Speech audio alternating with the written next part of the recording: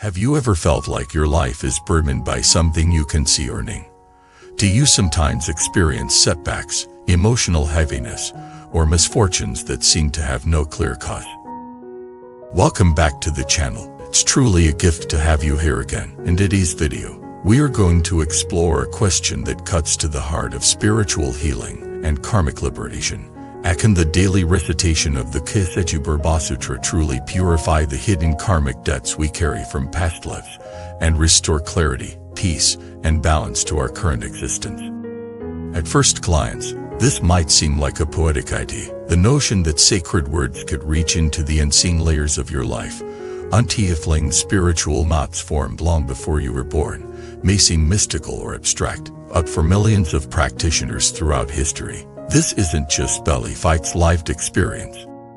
And once you understand what's really being offered through this practice, you may begin to realize that the very tool you've needed to break free from unseen patterns has been within reach all along. The Ksitigarbha Sutra, also known as the Turfstore Sutra, is one of the most powerful and accessible texts in the Mahayana Buddhist tradition. It is a teaching delivered by the Buddha himself, not to ordinary disciples on earth, but in the heavenly realms, in the presence of gods, devas, and celestial beings. That alone tells us something of its importance.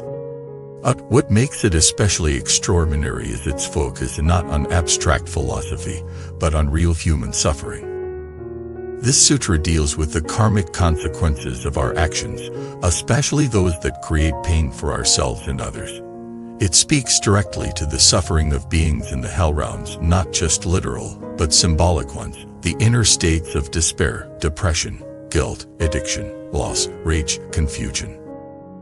And at the heart of the sutra is a single, unwavering figure, the Bodhisattva Ksitigarbha. He is not a distant god or judge. He is a vow embodied. He is the light that enters hell, and not to condemn, but to liberate.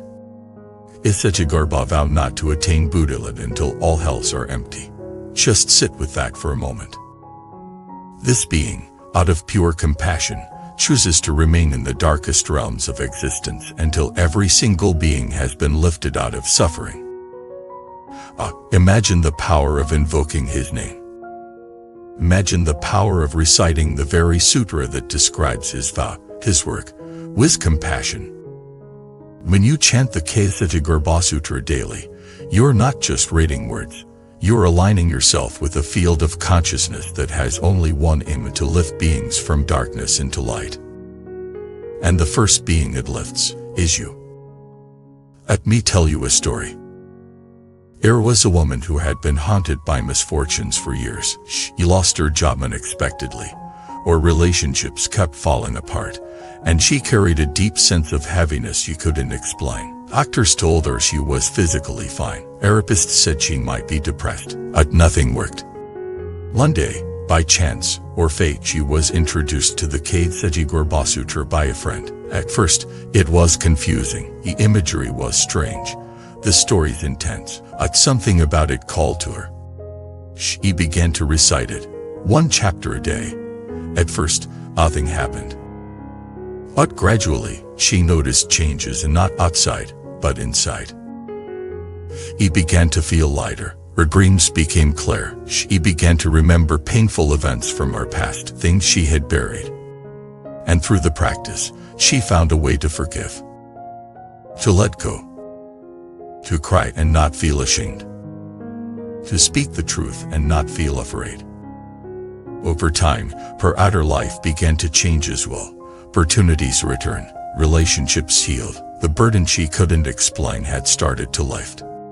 She said, it was like sweeping a dusty room. At first, there was only chaos, but as I kept sweeping, I saw the floor again. I saw myself again. This is what the Ksitigarbha Sutra does. It is not a magic spell. It is a mirror, a purifier, a lifeline to the deep forces of awakening that already exist within you. You see, the karmic imprints we carry are not just about big actions like crime or betrayal. They're subtle, alive in our judgments, our self-doubt, and our anger toward others, and our inability to forgive ourselves. and our refusal to grieve, and our resistance to letting go. These are what the sutra helps to clear. Every chapter, every verse, every name recited becomes a light, a breath of fresh air in a room that hasn't been opened for lifetimes. And that's why so many people recite the Ksitigarbha Sutra daily. Not for religion, but for renewal. Because each recitation is like a gentle line through your karmic field, loosening the old, shaking loose the invisible dust of unresolved pain, and inviting in something new and something alive. Let me be clear, this is not a shortcut. You may still feel pain, you may still face hardship, you may still fall.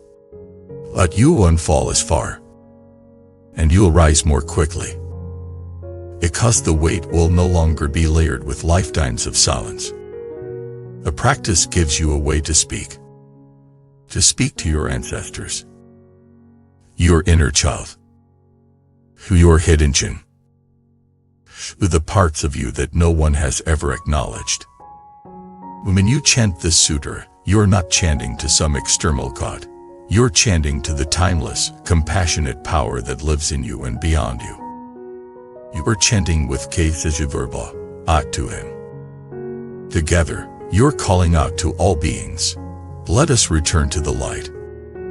And here's the most beautiful part, this practice doesn't require understanding. You don't have to comprehend every symbol. You don't have to analyze every story. You just have to show up with sincerity.